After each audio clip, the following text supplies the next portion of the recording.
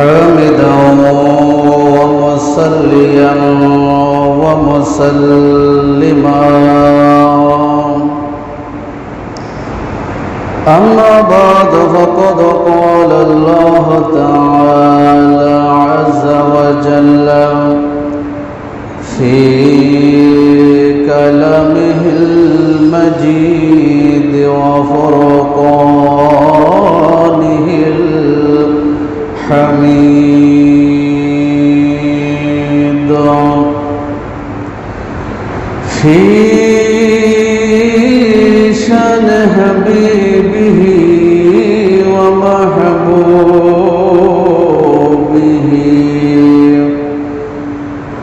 مخبرا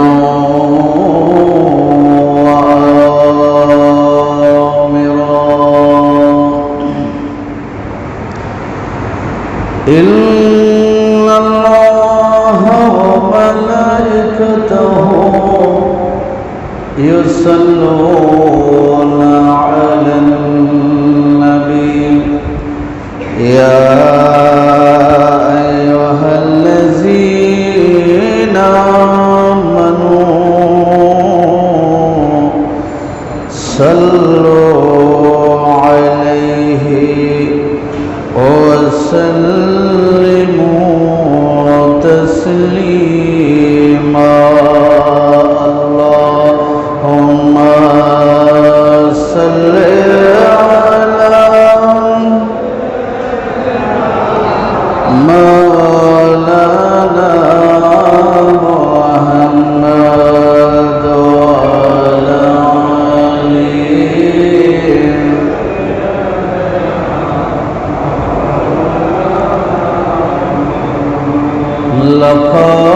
লক্ষকোটি সালাম জানাই নবী আপনার কদমে দয়া করে পার করাবেন রোজ হাশরের ময়দানে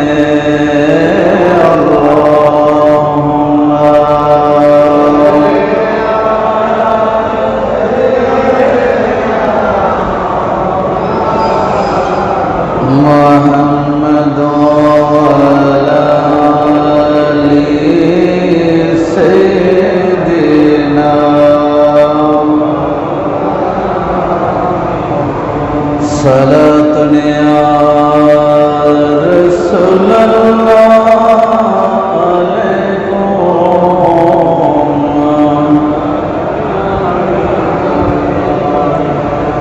نفسي الفداء لقبرنا أنت ساكنه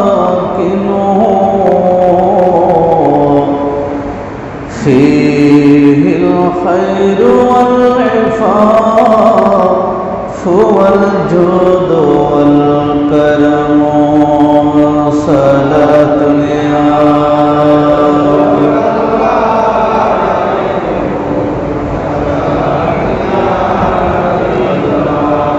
يا رسول الله انصر حالنا يا حبيب الله اسمع قولنا صلاة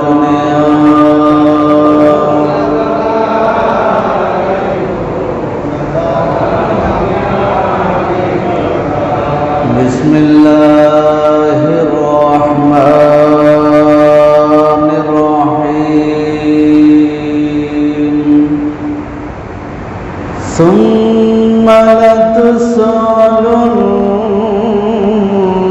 يومئذ عن النعيم صدق الله مولانا العظيم وبلغنا رسوله النبي الحبيب الكريم ونحن على ذلك من الشاهدين والشاكرين رب صل وسلم وبارك عليه उपस्थित हजरत मुसल्लियान कराम मुरब्बियान आज़ाम যুবক ভাইয়েরা ছোট ছোট মাসুম বন্ধুরা রহমানি ওয়া রাহমাকুমুল্লাহ আসসালামু আলাইকুম ওয়া রাহমাতুল্লাহি ওয়া বারাকাতুহু রব্বুল আলামিনের পাক পবিত্র দরবারে শত কোটি শুকরিয়া আদায় করছি যে মহান রব্বুল আলামিন আহকামুল হাকিমিন বৈরী আবহাওয়া থাকার পরেও পরিবেশ আমাদের অনুকূলে না থাকার পরেও আমাদেরকে তার বাইতুল্লাহর মধ্যে এসে হাজির হবার তৌফিক দান করেছেন। শুকরিয়া আদায়ার্থে একবার জোরে সোরে বলি আলহামদুলিল্লাহ। মুআজ্জিজ হাজিরিন কেরাম, ঈদের আগের জুমা এবং ঈদের দিন যে বিষয় নিয়ে আলোচনা করেছিলাম, এটা দিনের চাহিদা মাসের চাহিদা অনুযায়ী সেই আলোচনাটুকু করেছিলাম। আজকে আমার নির্দিষ্ট যে বিষয় ছিল ধারাবাহিক আলোচনা, সেই ধারাবাহিক আলোচনায় ফিরে যাচ্ছি। যে কথাগুলো আমি গত জুমার আগের জুমায় বলেছিলাম, সেই কথা দ্বারা প্রমাণিত হয়েছিল একজন স্ত্রীর জন্য স্বামী হলো সবচেয়ে বড় নেয়ামত, সবচেয়ে বড় অনুগ্রহ আল্লাহর পক্ষ থেকে একজন মহিলার জন্য তার কাছে তার স্বামী। এটা হচ্ছে সবচেয়ে বড় নেয়ামত। যেহেতু স্বামী সবচেয়ে বড় নেয়ামত, ওই নেয়ামত ছোট ছোট যত নেয়ামত আল্লাহ আমাদেরকে দিয়েছেন, নারীদেরকে দিয়েছেন, আমাদের মা বোনদেরকে দান করেছেন, এই ছোট ছোট নেয়ামত সব নেয়ামত সম্পর্কে কিয়ামতের ময়দানে নারী পুরুষ উভয়কে জিজ্ঞেস করা হবে। সাথে সাথে সেই নিয়ামত, ছোট ছোট নিয়ামত, সেটা যদি জিজ্ঞেস করা হয় কিয়ামতের ময়দানে, তাহলে একজন নারীকে তার একজন স্বামী, যেটা সবচেয়ে বড় নিয়ামত, সেই নিয়ামত সম্পর্ক আল্লাহ কিয়ামতের দিন ওই নারীকে, একজন স্ত্রীকে জিজ্ঞেস করবে, তুমি তার সাথে কেমন ব্যবহার করেছ, স্বামী তোমার থেকে কেমন ব্যবহার পেয়েছে, আচরণ পেয়েছে, ঠিক কিনা বলেন? একটু জোরে বলেন। কারণ একটা আমার যে আঙ্গুল, হাতের 5টি আঙ্গুল, এটা হলো আমার জন্য নিয়ামত। আমার যে ঘ্রাণ নেওয়ার যেই আমাকে শক্তি, এহসাস, অনুভূতি শক্তি, এটাও আল্লাহর পক্ষ থেকে নিয়ামত। আমার মুখের ভিতরে যে দাঁত দিয়েছেন, সেটাও একটা নিয়ামত। জিহ্বা নিয়ামত, চোখ এটা নিয়ামত। এগুলো সম্পর্কে ধারাবাহিকভাবে যেভাবে আল্লাহ কিয়ামতের ময়দানে জিজ্ঞাসা করবে, অনুরূপভাবে একজন স্ত্রীকে তার স্বামী যে নিয়ামত স্বামী হিসেবে তাকে দেওয়া হয়েছিল, সেই নিয়ামতের কি পরিমাণ কদর করেছে, কি তাজিম করেছে, কি সম্মান করেছে, সেটাও আল্লাহ কিয়ামতের ময়দানে তাকে জিজ্ঞাসা করবে। এটা আমার কথা নয়, এটা আল্লাহর কোরআন নিজেই বলে দিয়েছেন। সূরা তাকাসুর নামে একটা সূরা আছে, সেই সূরার সর্বশেষ আয়াত হলো সুম্মা লাতুসআলুন্না ইয়াওমা ইযিন আনিন নাঈম। সুম্মা তাফার লাতুসআলুন্না, তাদেরকে, তোমাদেরকে, সবাইকে জিজ্ঞেস করা হবে, ইয়াওমা ইযিন, সেই দিন, আনিন নাঈম, আল্লাহর পক্ষ থেকে যে নিয়ামত তোমরা পেয়েছিলা সেই নিয়ামত সম্পর্কে জিজ্ঞাসা করা হবে। ওই নিয়ামতের কদর করছো কিনা, ওই নিয়ামতের উপযুক্ত ব্যবহার করছো কিনা, ওই নিয়ামতের সাথে তোমার যেভাবে ব্যবহার করা দরকার ছিল সেভাবে তুমি তার সাথে ব্যবহার করছো কিনা এটা জিজ্ঞাসা করা হবে। আল্লাহ আমাদেরকে আমল করার তৌফিক দান করুন, সবাই বলেন আমিন। সুতরাং যেহেতু জিজ্ঞেস করা হবে, এই জন্য রাসূল নারীদেরকে ওই প্রশ্নের উত্তর যেন সহজে দিতে পারে, কিয়ামতের ময়দানে তাদের সিরাতুল মুস্তাকিম সহজে পার হয়ে জান্নাত নামক সেই চিরশান্তির সেই বাসভবনে তারা যেন প্রবেশ করতে পারেন, এই জন্য রাসূল একটা হাদিসের মধ্যে নারীদের করণীয় সম্পর্কে রাসূল ঘোষণা দিয়েছেন। যারা বলেন সুবহানাল্লাহ। আমার রাসূল বলেন, হযরতে আব্দুর রহমান ইবনে আওফ রাদিয়াল্লাহু তাআলা আনহু হাদিস বর্ণনা দিচ্ছেন। এই হাদিস কেন হযরত আবু হুরায়রা বর্ণনা করেছেন, হযরত আনাস বিন মালিক রাদিয়াল্লাহু তাআলা আনহু বর্ণনা করেছেন। বিভিন্ন কিতাবের মধ্যে হাদিস কেন বিভিন্ন ভাষায় এসেছে, এক এক বর্ণনার ভঙ্গিমা এক এক রকম। হযরত আব্দুর রহমান ইবনে আওফ রাদিয়াল্লাহু তাআলা আনহু বলেন, আল্লাহর রাসূল সাল্লাল্লাহু আলাইহি ওয়াসাল্লাম নবুয়তের জবানে ঘোষণা দিয়েছেন, ইজা সাল্লাতিল মারআতু হামসাহা, কোন নারী যখন 5 ওয়াক্ত নামাজ যথাসময়ে আদায় করবে, ওয়াসাবাত শাহরাহা, পুরা 1 বছরের ভিতরে একটি মাস মাহে রমজান, ওই মাহে রমজানের রোজাগুলো পালন করবে, ওয়াহাফিজাত ফারজাহা, তার লজ্জাস্থানের হেফাজত করবে, ওয়া তাআত যাওজাহা, তার স্বামীর অনুসরণ করবে, স্বামীর আনুগত্য করবে, স্বামীকে মানবে, স্বামীকে সম্মান করবে।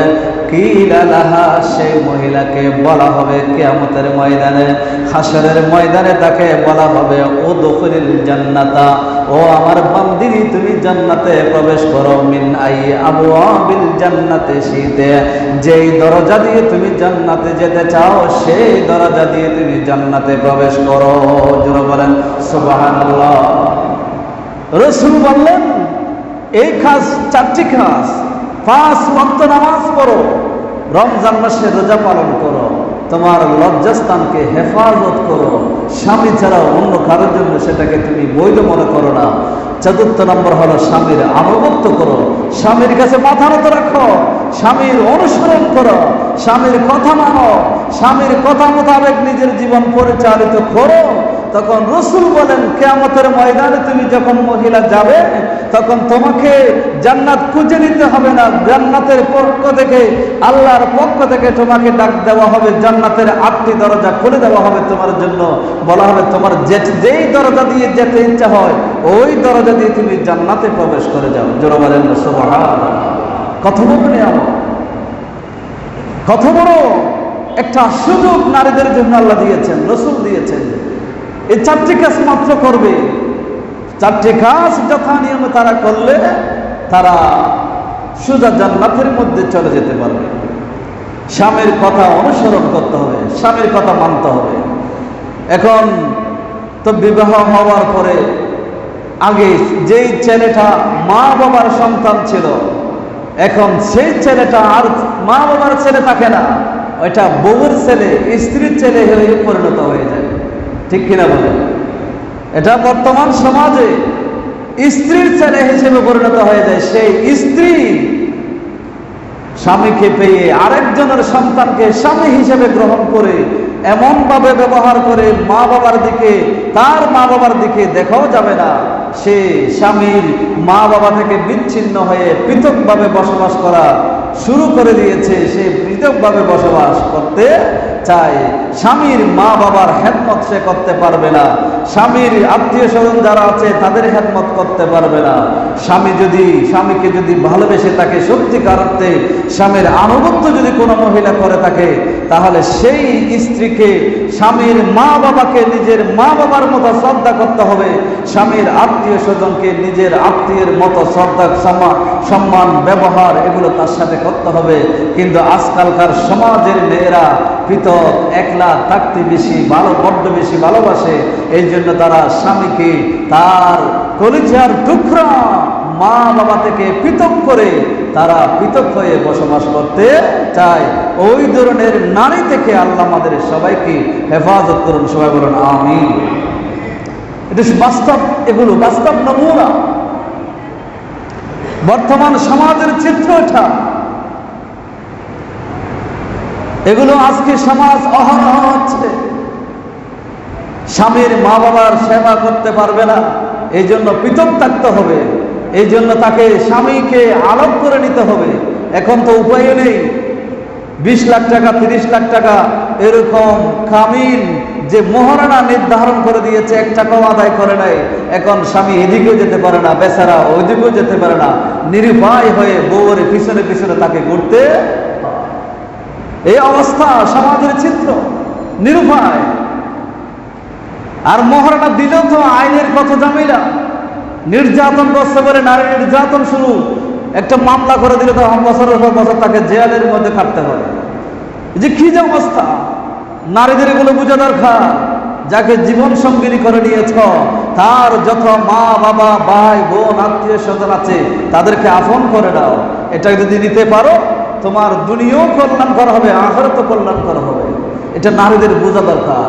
সে আজকে একদিন, নারীদের এটা স্বভাব, এই যে আজকে পৃথক হতে চায়, যখন তার ছেলে হয়, ছেলের জন্য যখন বউ আনে তখন বউকে কাছে পেতে চায়, বউয়ের সেবা নিতে চায়, অথচ সে নিজেই কি করে নাই, স্বামীর মা বাবার সেবা করে নাই। আর যারা এরকম করে তারা জীবনও সেবা পাবে না।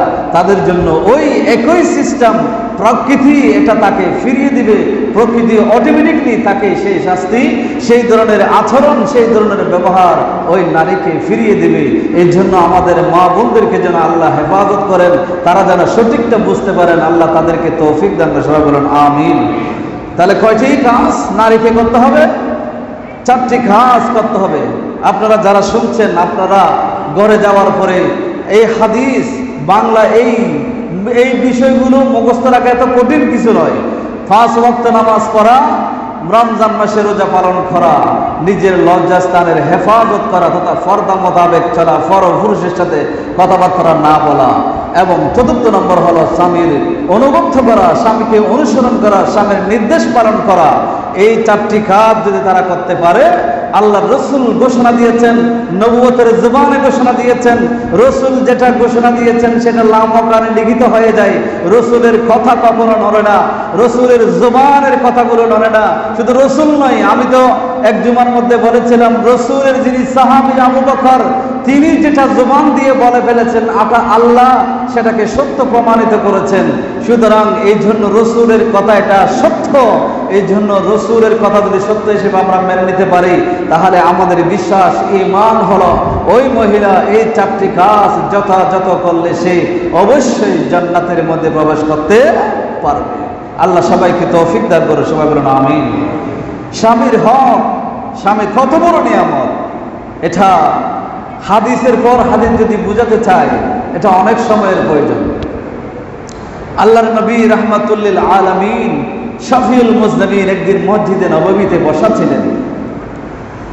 ওই মুহূর্তে ওই এলাকার আনসার সাহাবীদের একটা উট ছিল, উট ছিল, যেই উট দিয়ে হাদিসের ভাষায় আছে ইয়াসনুনা, তারা উট দিয়ে পানি বহন করাতো, কূপ থেকে পানি তুলে বিভিন্ন ক্ষেতের মধ্যে, খেজুর বাগানের মধ্যে তারা পানি দিত সেই উট দিয়ে। দেখা যায় সেই উট ওই মশক, পানির মশক পিঠের মধ্যে দিতে দেয় না, সে পাগলামি করতেছে এবং উট মানুষকে কামড়াতে চাচ্ছে, এবং সেই উট তার ফিট ব্যবহার করার জন্য তার মালিক পক্ষকে অনুমতি দিচ্ছে না। এই অবস্থা দেখে আনসার সাহাবারা সোজা রাসূলের দরবারে চলে আসলেন।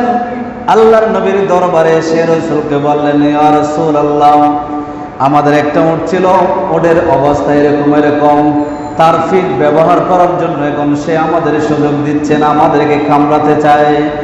এখন আমরা কি করব? আমাদের ক্ষেতগুলো শুকিয়ে যাচ্ছে, খেজুর গাছ তো শুকিয়ে যাচ্ছে, মরে যাচ্ছে, কি করব? রাসূল বললেন, ও আমার সাহাবা, আসো একটু দেখে আসে ওটা কি অবস্থা। আল্লাহর রাসূল গেলেন, গিয়ে দেখতেছেন একটা বাগানের এক প্রান্তে সেই উটটা দাঁড়িয়ে আছে। আল্লাহর রাসূল যখন বাগানের ভিতর প্রবেশ করতে চাইলেন, সাহাবারা বললেন, আনসার সাহাবারা বললেন, ইয়া রাসূলুল্লাহ কাছে যেয়ে দাও, কারণ কাছে গেলে ওই উট আপনাকে আক্রমণ করবে, আপনার ক্ষতি করতে পারে।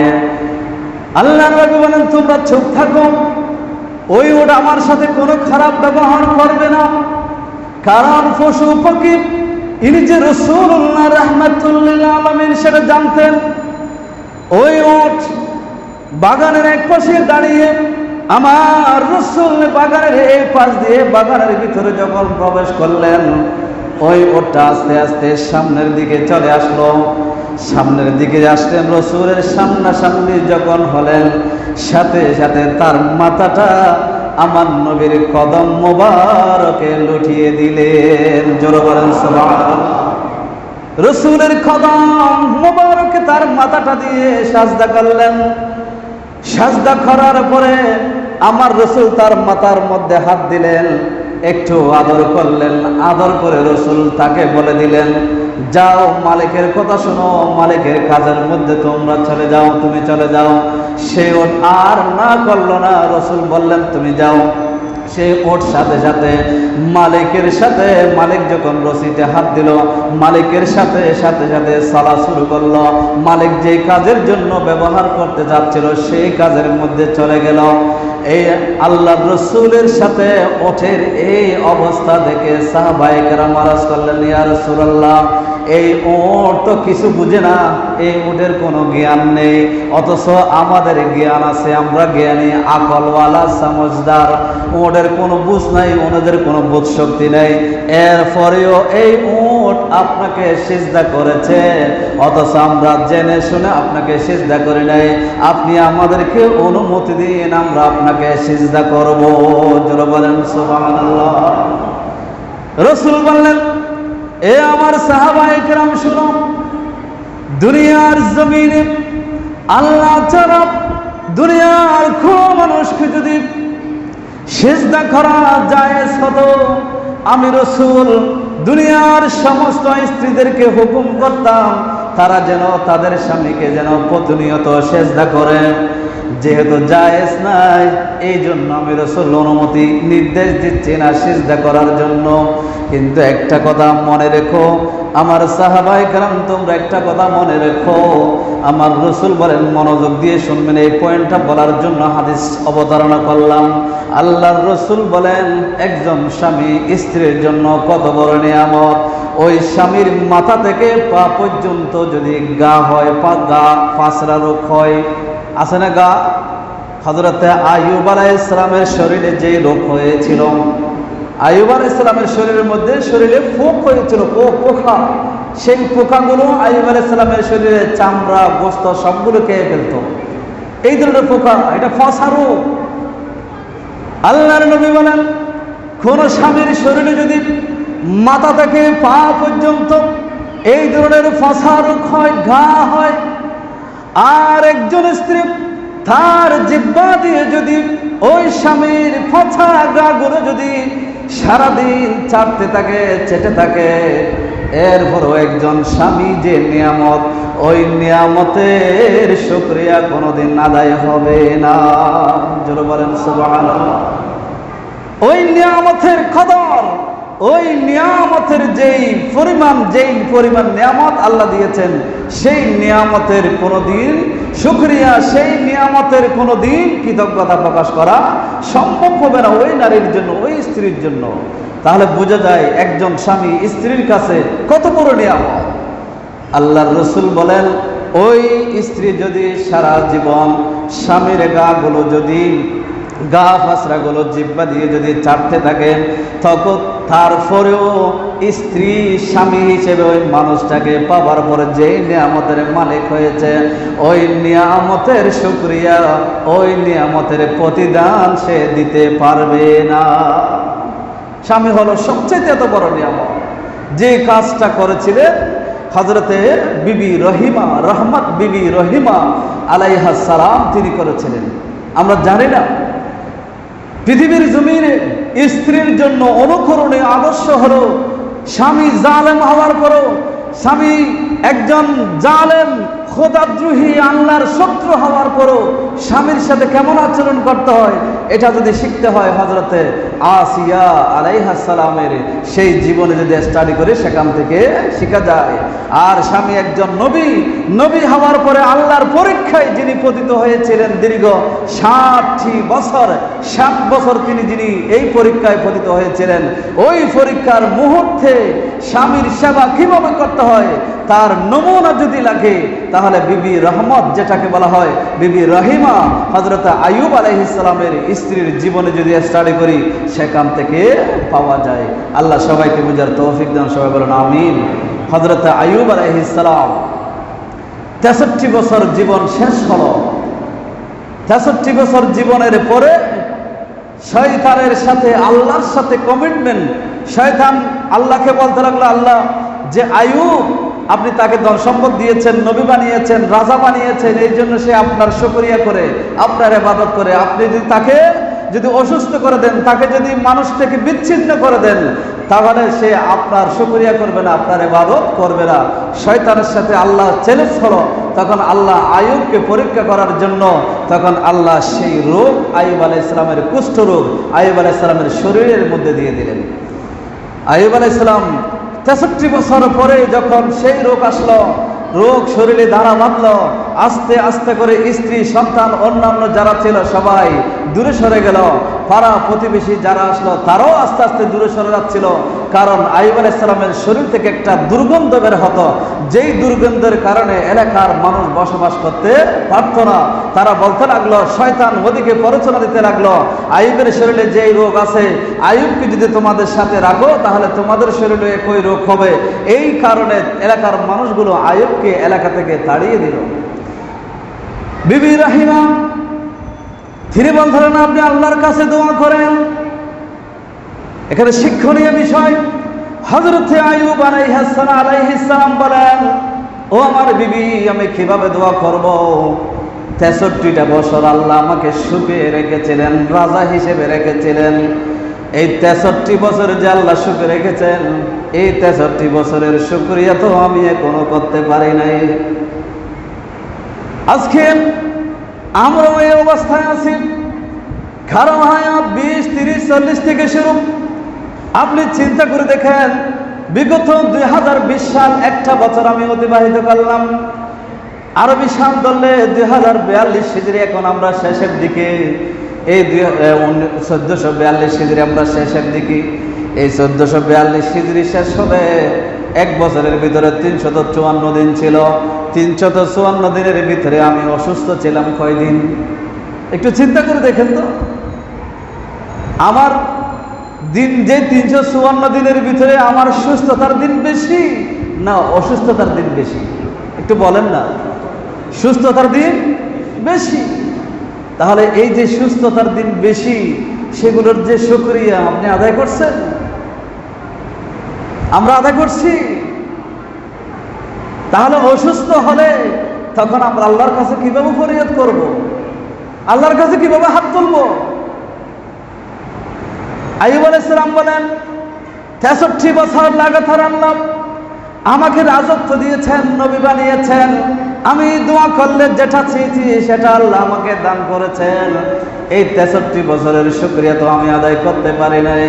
বিবিরে, আমি এখন সামান্য কষ্টের মধ্যে পতিত হয়েছি, 1 বছর 2 বছর মাত্র অতিবাহিত হলো, আমি কিভাবে আল্লাহর কাছে দোয়া করব এই রোগ সারিয়ে দেওয়ার জন্য? এই জন্য আইয়ুব আলাইহিস সালাম আল্লাহর কাছে ফরিয়াদ করেন নাই, আমার রোগটা ভালো করে দাও।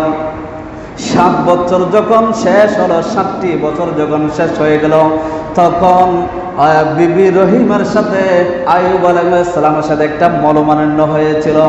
কারণ এলাকা থেকে আইয়ুব আলাইহিস সালামকে বের করে দেওয়ার পরে কত জায়গা না পেয়ে হযরত বিবি রহিমা আইয়ুব আলাইহিস সালামকে নিয়ে জঙ্গলের মধ্যে চলে গেলেন, একটা গাছের নিচে বসবাস করা শুরু করলো। বিবি রহিমা এলাকার মধ্যে গিয়ে, যিনি রাজার স্ত্রী, একজন নবীর স্ত্রী ছিল, সেই রহিমা গ্রামে গঞ্জে গিয়ে গিয়ে মানুষের ঘরে ঘরে কাজ করে খাবার জোগাড় করে নবীর জন্য নিয়ে আসতো। দুইজনে এক বেলা আহার গ্রহণ করত। তারপরে বিবি রহিমা সারাক্ষণ আইয়ুব আলাইহিস সালামের সেবা যত্ন নিত, স্বামীর সেবা নিত, স্বামীর সেবা করত। এভাবে চলতে চলতে শয়তান এদিকে এলাকার মধ্যে প্ররোচনা দিল, যে মহিলা তোমাদের ঘরে কাজের জন্য আসে ওই মহিলা কোনো সাধারণ মহিলা নয়, ওই মহিলা হলো আইয়ুবের স্ত্রী বিবি রহিমা। ওই আইয়ুবের যে রোগ হয়েছে সেই মহিলাকে যদি তোমাদের ঘরে কাজ দাও তাহলে তোমাদেরও সেই রোগ হবে। এভাবে করে প্ররোচনা দিল মানুষের মাঝে। তখন মানুষরা বিবি রহিমাকে আর কাজ দিল না। এখন নিরুপায় হয়ে কোথায় যাবে? বিবি রহিমা স্বামী তো অনাহারে, কোন কাজ করতে পারে না, স্বামীর সেবা কিভাবে করতে হয়, অনাহারে স্বামী এই অবস্থার মধ্যে আছে, কষ্ট পাচ্ছে। তখন বিবি রহিমা বলে কোথায় যাবে? এইদিকে শয়তান একজন বৃদ্ধ মানুষের বেশ ধরে বিবি রহিমার কাছে উপস্থিত। বিবি রহিমার মাথার চুলগুলো ছিল সুন্দর সবুজ রঙের চুল ছিল। তখন শয়তান বলতে লাগলো, তোমার চুলগুলো তো খুবই সুন্দর, তোমার চুলগুলো যদি আমাকে বিক্রি করো তাহলে বিনিময়ে আমি তোমাকে পয়সা দেব, যে পয়সা দিয়ে তোমার স্বামীর জন্য আহার গ্রহণ কিনে নিতে পারবে। বিবি রহিমা বলেন না, এটা দেওয়া যাবে না। তারপরও পিড়াপিড়ি করতে করতে শয়তান বলতে লাগলো, পুরো চুল না দিল অন্ততপক্ষে মাথার অর্ধেক চুল দাও। তখন বিবি রহিমা মাথার অর্ধেক চুল ওই পুরুষের কাছে বিক্রি করে স্বামীর জন্য খাবার কিনে নিয়ে গেছে। দেখেন কেমন স্ত্রী ছিল, যেই স্ত্রী খাবার জোগাড় করতে পারে নাই, কাজ করে সারা বছরের পর বছর মানুষের ঘরে ঘরে কাজ করেছে, এখন সেটাও পারতেছে না। এখন মাথার চুলগুলো অর্ধেক বিক্রি করে স্বামীর জন্য খাবার জোগাড় করেছে। সেই খাবার নিয়ে যখন আইয়ুব আলাইহিস সালামের কাছে গেলে আইয়ুব আলাইহিস সালাম তা খাবার গ্রহণ করে নাই, কারণ ওইদিকে শয়তান আইয়ুব আলাইহিস সালামের কাছে গিয়ে বৃদ্ধ মানুষের সুরত নিয়ে গিয়ে শয়তান সেখানেও ওয়াসওয়াসা দিয়ে এসেছে যে তোমার স্ত্রী তোমার জন্য যে খাবার আনে ওই খাবার বৈধ নয়, এগুলো হালাল নয়, হারাম। কিভাবে বলে? এগুলো মানুষের কাছ থেকে চুরি করে, মানুষের কাছ থেকে চুরি করে মানুষের দুঃখ দিয়ে সেগুলো নিয়েছে। তুমি তার প্রমাণ যদি দেখতে চাও তাহলে দেখতে পাবে, সেটা হচ্ছে চুরিতে ধরা খাওয়ার কারণে তোমার স্ত্রীর মাথার অর্ধেক চুল তারা কি করে দিয়েছে, কেটে। কিভাবে দুঃখ দিয়েছে এই আইয়ুব আলাইহিস সালাম। তখন স্ত্রী গেল, যাওয়ার পরে আইয়ুব আলাইহিস সালাম সেই খাবার গ্রহণ করেন নাই, খাবার ফেলে দিলেন। হযরতে বিবি রহিমা সেখানে খুবই কষ্ট পেলেন। কষ্ট পেয়ে ঘর থেকে বের হয়ে, স্বামী আহার করে নাই, ঘর থেকে বের হয়ে এক জায়গায় গিয়ে আল্লাহর কাছে ফরিয়াদ করলেন, লাগলেন, আয় আল্লাহ আমার স্বামীকে একটু বুঝার তৌফিক দাও। আয় আল্লাহ আমার স্বামীকে, আমি যে চুরি করি নাই, আমি কোনো প্রতারণার আশ্রয় নিই নাই, আল্লাহ তুমি একটু কি দাও, তৌফিক দাও, বুঝার তৌফিক দাও। ওইদিকে হযরতে জিবরিল আলাইহিস সালাম আসলেন, এসে আইয়ুব আলাইহিস সালামকে বলেন, আয় আইয়ুব, আল্লাহর নবী আপনার ধৈর্যের পরীক্ষায় আপনি কামিয়াব হয়েছেন, এখন সময় হয়েছে আপনি আল্লাহর কাছে দোয়া করেন। দোয়া যদি করেন তাহলে সাথে সাথে আল্লাহ আপনার দোয়া কবুল করবে। 7 বছর অতিবাহিত হওয়ার পরে 70 বছরের দিকে গিয়ে আইয়ুব আলাইহিস সালাম জিবরিল থেকে অনুমতি পেয়ে তখন যখন হাত তুলে দিলেন, আল্লাহর কোরআন বলেছেন, ওয়া আইয়ুবা ইয নাদা রাব্বাহু আন্নী মাসানিয়াদ দুররু ওয়া আনতা আরহামুর রাহিমিন। সূরা আম্বিয়ার মধ্যে এই আয়াত করা এসেছে। সেই দোয়া যখন আইয়ুব আলাইহিস সালাম আল্লাহর দরবারে করলেন, আল্লাহর সাথে সাথে আইয়ুব আলাইহিস সালামের দোয়া কবুল করলেন। জোরে বলেন সুবহানাল্লাহ। আমি কথাটা বলতে চাচ্ছিলাম ওই দিকে নমুনাটা বোঝার জন্য, একজন স্ত্রী স্বামীর জন্য কতটুকু খেদমত করবে। হাদিসে যেটা বলেছেন যে তার শরীরের গা ফেসরা এগুলো চাটলেও আর তার হক আদায় হবে না, এটা বিবি রহিমা দুনিয়ার মানুষকে শিক্ষা দিয়ে গেছেন একজন স্বামীর জন্য একজন স্ত্রীকে কতটুকু খেদমত করতে হবে, কতটুকু সেবা করতে হবে। সেই শিক্ষা বিবি রহিমা আজকে দুনিয়ার জমিনে দিয়ে গেছেন। আল্লাহ আমাদেরকে বোঝার তৌফিক দান, সবাই বলুন আমিন। মুআজ্জিজ হাজিরিন ইকরাম, এখানে আরো অনেকগুলো শিক্ষণীয় বিষয়। এগুলো আইয়ুব আলাইহিস সালামের জীবনীটা হলো শিক্ষণীয়। আমরা সব সময় দুনিয়ার পিছনে দৌড়ি, দুনিয়ার জন্য আমরা পাগল। আইয়ুব আলাইহিস সালাম 63 বছরের শুকরিয়া আদায় করতে পারে নাই, এই জন্য বিপদে পড়েছে, আল্লাহর কাছে হাত তোলে নাই, লজ্জায় হাত তোলে নাই, বলে আমি কিভাবে হাত তুলবো, 63 বছর শুকরিয়া আদায় করতে পারি নাই। এই জন্য আইয়ুব আলাইহিস সালাম যেহেতু আল্লাহকে ধরেছিলেন, আল্লাহকে রাজি করার সর্বাত্মক চেষ্টা করেছিলেন, এই জন্য কোরআনের মধ্যে আল্লাহ সেটা বলেছেন, ওয়া আতাইনাহু, আমি আল্লাহ তাকে দিয়েছি যা তার সাথে ছিল সেগুলো দিয়েছি, এবং মিসলাহুম, অনুরূপ আরো রাজত্ব, আরো ক্ষমতা, আরো পাওয়ার, আরো সম্পদ আমি আইয়ুবকে কি করেছি, দান করেছি। জোরে বলেন না সুবহানাল্লাহ। এটা ওই আয়াতের পরের আয়াতে আল্লাহ সেটা বলে দিয়েছেন। তাহলে এই জন্য যারা আল্লাহকে ধরে থাকে, যারা আল্লাহর তাওয়াক্কুল করে, আল্লাহর উপর ভরসা করে রিজিকের জন্য বের হয়, আল্লাহ তাদের হয়ে যায়, তখন তাদের সহায় হয়ে আল্লাহ তাদের সেই রিজিকের পথ তাদের জন্য সহজ করে দেন। একটু খেয়াল করে দেখেন না, এমনি কথা আছে, মাল্লাহুল মৌলা ফালাহুল কুল, যার মুনিব আছে তার জন্য সব হয়ে গেছে। এই জন্য মুনিবের সাথে আমাদের সম্পর্কটা আমাদেরকে বাড়াতে হবে। এখন আমরা মুনিবের সাথে সম্পর্ক আমাদের নেই, মুনিবের মৌলার সাথে আমাদের সম্পর্ক নেই, আমাদের সম্পর্ক দুনিয়ার সাথে। এই জন্য আমরা যেখানে যাই সেখানে লাঞ্ছিত, যেখানে যাই সেখানে আমরা অপমানিত। রিজিক টাকার পিছনে আমরা ঘুরি, টাকা আমাদের কাছে আসে না, টাকার পিছনে আমরা ধন দৌলতের পিছনে আমরা দৌড়াতে থাকি, কিন্তু ধন দৌলত আমাদের কাছে আসে না। কারণ হলো যারা ধন দৌলতের পিছনে না দৌড়িয়ে, টাকার পিছনে যারা না ঘুরে আল্লাহকে ধরে রেখেছিল, তারা এখনো সেই টাকা, মৃত্যুর পরেও তারা আসে, টাকা হাজার হাজার টাকা তাদের দরবারে চলে আসে। গরিবুল্লাহ শাহ মাজারে আপনারা যারা গিয়েছেন দেখেছেন, এখানে যে জালিটা আছে, জালির উপরে সেখানে শত শত টাকা পড়ে আছে। আচ্ছা, একজন মানুষ ইন্তেকালের পরে টাকার প্রয়োজন আছে? কথা বলেন, প্রয়োজন আছে? অনেক ফতোয়া, অনেক বাধা, অনেক হুঙ্কার আসে, মাজার কেন টাকা দাও, এই ধরনের আছে।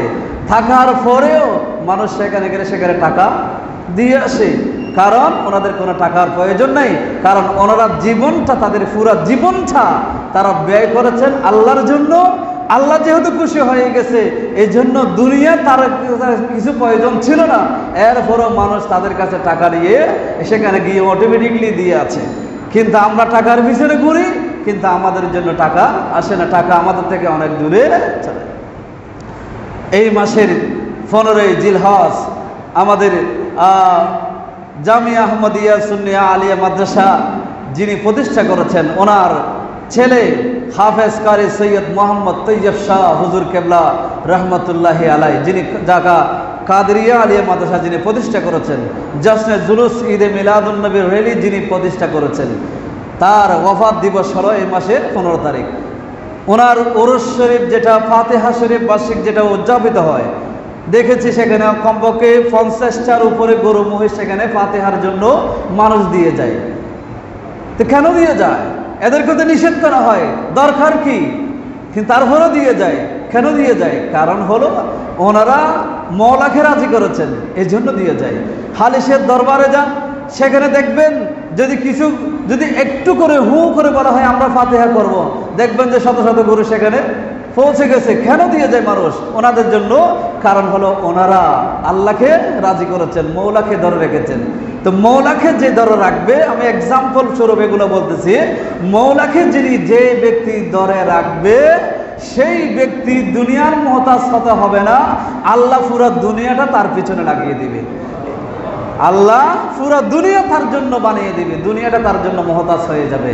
এটার নমুনা যত মাজার আছে সেগুলো আল্লাহর ওলিরা শুয়ে আছেন, তারা যারা আজ যেখানে যে সমস্ত আল্লাহর আউলিয়া কেরাম শুয়ে আছেন, তারা হচ্ছেন এটার উজ্জ্বল নমুনা, উজ্জ্বল দৃষ্টান্ত। আল্লাহ আমাদেরকে বুঝার তৌফিক দেন, সবাই বলেন আমিন। এই জন্য আমি অনুরোধ করব, আইয়ুব আলাইহিস সালামের জীবন থেকে এই শিক্ষাটা আমরা নিতে পারি যে আইয়ুব আলাইহিস সালাম দুনিয়ার যে 63 বছর জীবনে তিনি যেই নিয়ামত আল্লাহর ভোগ করেছিলেন, ওই নিয়ামত ভোগ করার কারণে বাকি 7টি বছর, যে 7 বছর আল্লাহ পরীক্ষায় ফেলেছিলেন, ওই 7 বছর আল্লাহর কাছে হাত তোলে নাই। কেন তোলে নাই? যেহেতু আমি 63 বছরের শুকরিয়া এখনো আদায় করতে পারি নাই। তো আমরা যখন সুস্থ থাকি তখন আল্লাহর কাছে যেন সবসময় শুকরিয়া আদায় করি, আল্লাহর সবসময় যেন নিয়ামতের শুকরিয়া আদায় করি। যদি সেটা করি তখন আমি যখন বিপদে পড়ব, তখন বিপদে পড়ে যখন হাত তুলবে তখন আল্লাহর সাথে সাথে আমার হাত কি করবে? কবুল করবে। আল্লাহর নবী হাদিসে পাকের মধ্যে এটা বলেছেন, তুমি যখন সুস্থ অবস্থায় থাকো তখন বেশি বেশি আল্লাহকে ডাকো, কারণ যখন তুমি অসুস্থ হয়ে যাবা, বিপদে পড়বা, তখন তুমি যখন হাত তুলবে তো সেই হাত দেরি হবে না কবুল হতে, সাথে সাথে আল্লাহর দরবারে কবুল হবে। আল্লাহ আমাদের সবাইকে তৌফিক দান, সবাই বলুন আমিন। মুআজ্জিজ হাজিরিন, আমি যে কথা বলতে যাচ্ছিলাম, একজন স্বামীর জন্য, একজন স্ত্রীর জন্য স্বামী হলো সবচেয়ে বড় নিয়ামত। এই স্বামীর সেবা একজন স্ত্রীকে করতে হবে। স্বামীর সেবা মানে শুধু স্বামীকে আঁকড়ে ধরে স্বামীকে সংসার থেকে পৃথক করা নয়। স্বামীর সেবা বলতে স্বামীর যেই মা বাবা, যাকে তুমি আজকে স্বামী হিসেবে পেয়েছ, সেই স্বামীর মা বাবা যদি সেই সন্তানকে জন্ম না দিত, সেই সন্তানকে লালন পালন করে যদি বড় না করতো, উপযুক্ত না করতো, শিক্ষা দীক্ষা দিয়ে যদি উপযুক্ত না করতো, তাহলে তুমি সেটাকে স্বামী হিসেবে কখনো পেতে না। তাহলে আজকে যাকে স্বামী হিসেবে পেয়েছো, সেই স্বামী কিভাবে স্বামীর উপযুক্ত হলো, তোমার স্বামী হওয়ার উপযুক্ত হলো, সেদিকে একটু নজর দাও, সেদিকে একটু দৃষ্টিপাত করো, তারপর তাদের সেবা করো, তাদের খেদমত করো, তখন তুমি দেখবে দুনিয়ায় পেয়ে যাবে, আখিরাতেও পেয়ে যাবে। আল্লাহ আমাদের মা বোনদেরকে বোঝার তৌফিক দেন, সবাই বলুন আমিন। একটা মেয়ের অনেক ঘটনা, এরকম অনেক বই পুস্তকে অনেক ঘটনা আছে। আমি একটা ঘটনা কোথায় পড়েছিলাম মনে নেই, তবে ঘটনাটা আমার মনে আছে। একজন মেয়ে তার বাবাকে গিয়ে বলল, আমার শাশুড়ি আমাকে বেশি জ্বালাতন করে, আমার শাশুড়ি যেন মরে যায় এরকম একটা তাবিজ দাও। আছে না এরকম তাবিজ দোয়া করে, এরকম আছে না? মেয়েদের মধ্যে কিন্তু এগুলো একটু বেশি, মেয়েদের মধ্যে এগুলো বেশি তাবিজ দোয়া, যে মানে বসে আনার জন্য তাবিজ বিভিন্ন প্রকারের এরকম। এই দোয়া তাবিজ দোয়াগুলো এগুলো একটু মেয়েরা একটু বেশি বিশ্বাস করে। বানর আসলে বানর গনায় তখন দৌড়ে যায়, মেয়েরা যায় বলে আমার ছেলের ভবিষ্যৎটা একটু দেখো। আর বানরের সে নিজের ভবিষ্যৎ নিজেই কি করতে পারে না, সুস্থ করতে পারে না, মানুষের হাতে বন্দী হয়ে আছে, সে নাকি আবার মানুষের ভবিষ্যৎ চিন্তা করবে, মানুষের ভবিষ্যৎ দেখাই দিবে। এগুলো সব ফালতু, এগুলো সব বানোয়ার, এগুলো বিশ্বাস করা যাবে না। হাদিসের মধ্যে কাহেন যারা আছে তাদেরকে জাহান্নামী বলা হয়েছে। কাহেন মানে গণক, তোতা পাখি দিয়ে গণনা করা, বানর দিয়ে গণনা করা, এগুলো হচ্ছে গণক। এই গণকদেরকে জাহান্নামী বলা হয়েছে হাদিসের ভাষায়। আল্লাহ আমাদেরকে বোঝার তৌফিক দেন, সবাই বলেন আমিন।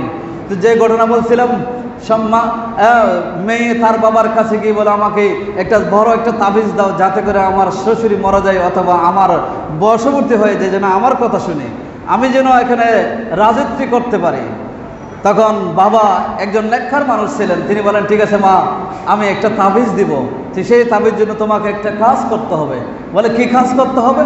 বলে, একটা জীবিত বাঘের লোম এনে আমাকে দিতে হবে, একটা জীবিত বাঘের লোম এনে আমাকে দিতে হবে। বলে, এটা তো সম্ভব না, কারণ বাঘের কাছেও তো যাওয়া যাবে না। বাঘ মানে যেগুলো খাঁচায় বন্দি সেই বাঘ নয়, যেগুলো হিংস্র, সুন্দরবনে যে বাঘ আছে ওই ধরনের বাঘ, ওই বাঘের লোম এনে আমাকে দিতে হবে। তখন মেয়ে বলতে, এটা তো কখনো সম্ভব না। বলে, এটাও সম্ভব। কিভাবে সম্ভব? তুমি আস্তে আস্তে চাইলে পারবে। প্রতিদিন তুমি নির্দিষ্ট করে একটা জায়গার মধ্যে গিয়ে একটা বাঘকে তুমি প্রতিদিন খাবার দিবা। খাবার দিতে দিতে যখন প্রতিদিন এট এ টাইম যখন তুমি তাকে খাবার দিতে থাকবে, তখন সেই বাঘ একদিন না একদিন দেখবা তোমার অনুসরণ করবে, তোমাকে আক্রমণ করবে না, তোমাকে ভালোবাসবে। ঠিক দেখা গেল সেই মেয়ে ওই নির্দিষ্ট জায়গায় গিয়ে প্রতিদিন একটা বাঘকে খাবার দিয়ে আসে। সেই বাঘ প্রতিদিন খাবার পেয়ে খুশি, এভাবে আস্তে আস্তে আস্তে সেই মেয়ের প্রতি সেই বাঘের একটা মহব্বত সৃষ্টি হলো। তখন বাঘ সেই মেয়েটাকে আক্রমণ করে না। মহিলা যখন মাথায় হাত দিল, তখন বাঘ মাথা নত করে, তখন সেই সুযোগে সেই মহিলা সেখান থেকে লোম নিয়ে বাবার কাছে যখন নিয়ে আসলো, বাবা দেখো লোম নাও, যেটা দিয়ে আমাকে তাবিজ দাও। তখন বাবা জিজ্ঞেস করলো, তুমি কিভাবে এনেছো?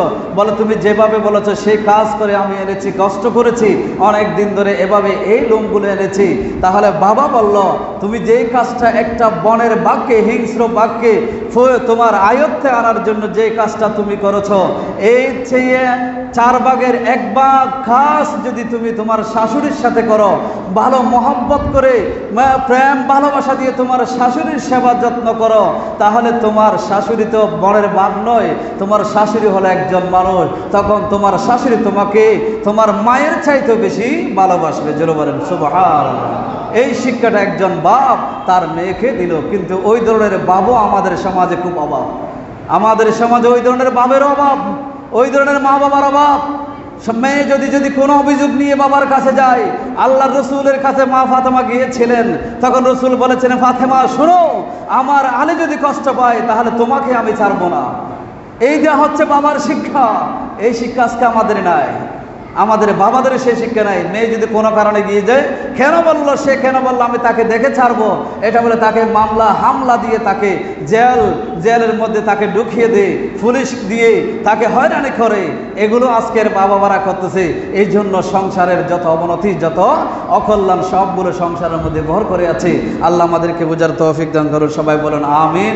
মুআজ্জাজ হাজির কারাম, আর বিরক্ত করব না, আজকে এখানে শেষ করতেছি। সর্বশেষ কথা হলো, একজন নারীর এই হাদিসটা আমি একটা তাফসীর মাহফিলে শুনেছিলাম, যেখানে এক মুফাসসির, তথাকথিত মুফাসসির বলেছিল, স্বামীর পায়ের নিচে যে স্ত্রীর জান্নাতের কথা আসে, এই কথাটা নাকি ভুয়া। কিন্তু আমি সেই দিন থেকে এই হাদিসের কথাটা আমি খুঁজতে মুস্তাদ আহমদ ইবনে হাম্বলের মধ্যে আল্লাহর রহমত আমি হাদিসটা পেয়ে গেছি। আল্লাহ রসুল সাল্লাল্লাহু আলাইহি ওয়াসাল্লামের কাছে একজন মহিলা আসলো। আসার পরে সেই মহিলা রসুলের সাথে কথাবার্তা বলল, তার হাজাত ছিল, হাজাত শেষ করলো। যাওয়ার মুহূর্তে রসুল বললেন, তোমার কি স্বামী আছে? মহিলাকে জিজ্ঞাসা করলো, তোমার স্বামী আছে? বলে হ্যাঁ আছে। বলে তোমার স্বামীর সাথে তোমার আচরণ কেমন?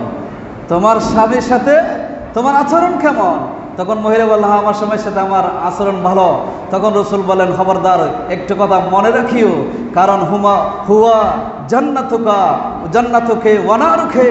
এই মহিলা, তুমি এই কথা মনে রেখো, তোমার স্বামী হলো তোমার জন্য জান্নাত এবং জাহান্নাম।